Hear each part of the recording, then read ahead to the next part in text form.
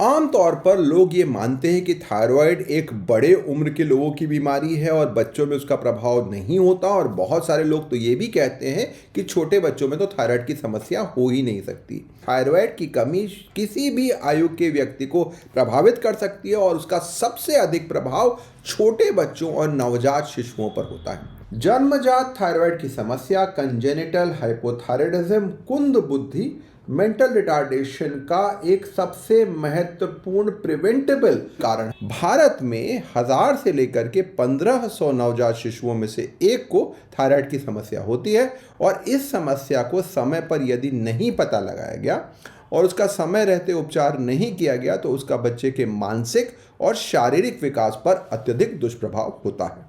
भारत में प्रतिवर्ष अनुमानों के अनुसार लगभग 30,000 नवजात शिशुओं में थायराइड की समस्या होती है, और दुर्भाग्यवश इस समस्या का पता बहुत देर से चलता है। जिन बच्चों में थायराइड की कमी होती है उनमें शारीरिक विकास, मानसिक विकास अवरुद्ध हो सकता है। इसके अतिरिक्त उनमें स्किन में रूखापन हो सकता है, कब्जियत हो सकती है, जॉन्डिस अधिक समय तक रह सकता है। पर ज़्यादातर बच्चों में थायराइड की कमी का पता बाहर के लक्षणों के द्वारा नहीं किया जा सकता है। पहले 14 दिन तक मां के द्वारा आने वाला थायराइड बच्चे के मानसिक विकास को नियंत्रित कर सकता है, परंतु उसके पश्चात अगर बच्चे में थायराइड हार्मोन ठीक से नहीं बन पा रहा है तो उसका दुष्प्रभाव होता है। अगर हमने समय रहते इस दुष्प्रभाव को नहीं रोका तो जितना देर हम करते हैं, जितना विलंब हम करते हैं इस उपचार में, उतना अधिक मानसिक विकास प्रभावित होता है।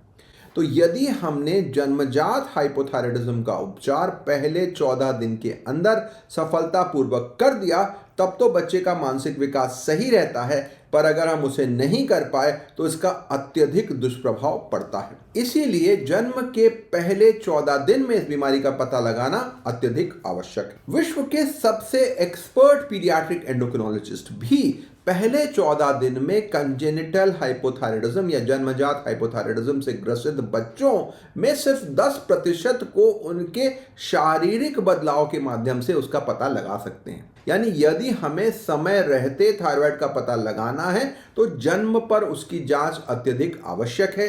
बाद में यदि हमने थायराइड की कमी का पता लगा भी लिया तो तब तक मस्तिष्क के विकास का महत्वपूर्ण समय निकल चुका होता है और हम अधिक सफलता प्राप्त नहीं कर पाते। सभी बच्चों को जन्म के तीसरे दिन पर TSH की जांच होनी चाहिए।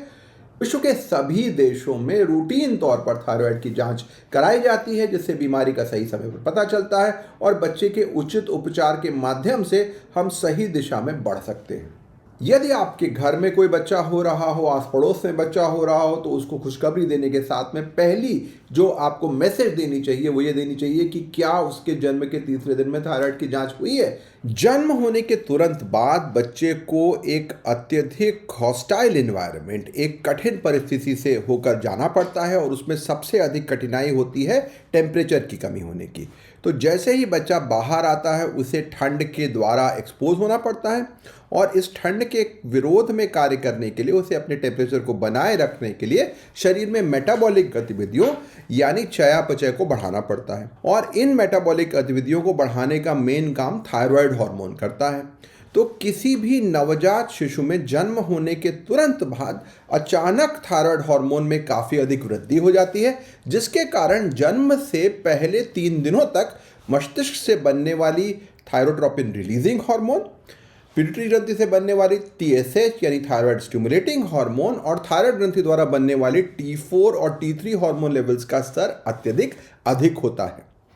इस कारण से पहले 3 दिनों में हम थायराइड की जांच उपयुक्त तरीके से नहीं कर सकते हैं, और कंजेनिटल हाइपोथायरायडिज्म स्क्रीनिंग में हम लोग जन्म से तीसरे दिन पर थायराइड की जांच करते हैं, और ये एक बहुत ही साधारण सी जांच TSH की जांच होती है जो कि बहुत आसानी से उपलब्ध है, जो अधिक महंगी भी नहीं है।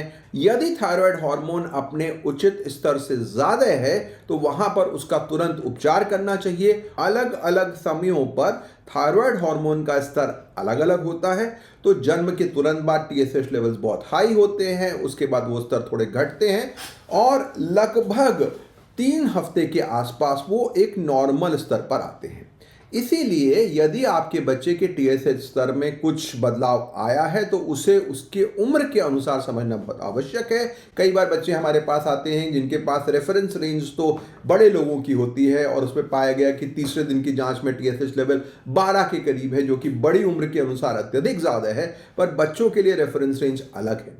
तो यदि किसी बच्चे के टीएसएच लेवल में बढ़ोतरी आ रही है तो अपने डॉक्टर के द्वारा उसको समझें, जानें कि वास्तव में उसके उपचार की आवश्यकता है या नहीं है।